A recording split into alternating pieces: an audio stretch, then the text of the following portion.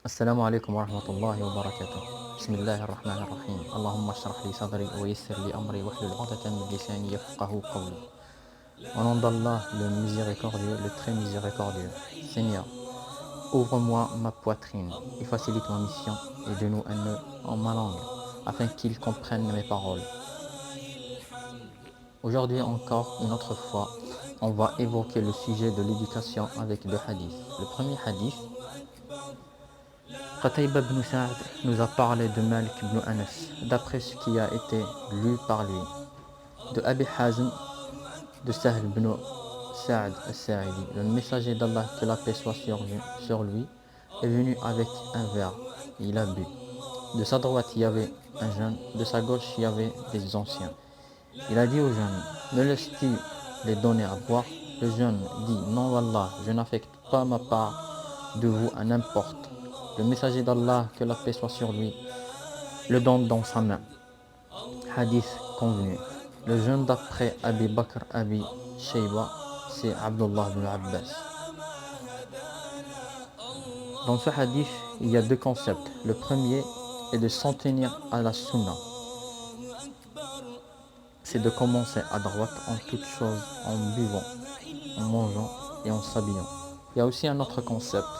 C'est quand une personne précède à un emplacement autorisé ou une place, il est le plus prioritaire sur qui viennent après lui. Exemple, au premier rangé des mosquées, s'ils viennent les petits, ils s'assoient au premier rangé. On ne peut pas les empêcher car la sunna nous oblige de les laisser s'asseoir, mais à condition de respecter et d'avoir l'éducation des mosquées. Le deuxième concept, dans le hadith, le prophète, que la paix soit sur lui, malgré le jeune âge de petit, en échange des anciens, la demande de son avis. C'est une indication que le prophète, il n'a pas négligé le droit du petit, et il n'a pas oublié le respect des grands. Cela laisse un amour dans le cœur de l'enfant et laisse sentir l'enfant de sa propre valeur. Cela aide l'enfant à avoir confiance en lui. Le deuxième hadith de Amar ibn Abi Salama, qu'Allah soit satisfait d'eux, a dit, le prophète, que la paix soit sur lui, a dit, mentionnez le nom d'Allah et mangez avec ta main droite et mange de plat ce qui était le plus proche. Dans le hadith, il y a une indication en mangeant, une discipline en mangeant. On doit toujours mentionner le nom d'Allah avant qu'on commence. Dans la sunna, on doit manger avec notre droite, comme le prophète a dit, si l'un de vous mange, qu'il mange avec sa droite, et si l'un de vous boit, qu'il boit avec sa droite, puisque le diable mange et boit avec sa gauche, rapporté par Muslim. Et ensuite, quand on mange, on doit manger par ce qui est le plus proche de nous.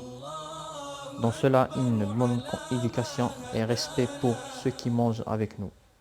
Dans l'histoire, dans les croisades, quand les chrétiens sont entrés à Jérusalem en 1999, après qu'ils ont vécu avec les chrétiens originaires de Jérusalem, ils ont remarqué que les chrétiens originaires de Jérusalem mangent d'une manière différente à eux.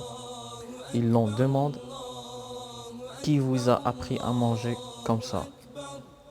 Les chrétiens originaires de Jérusalem ont répondu que c'est comme ça que les musulmans mangent. Wallahu a'lam. Assalamu alaikum wa rahmatullah.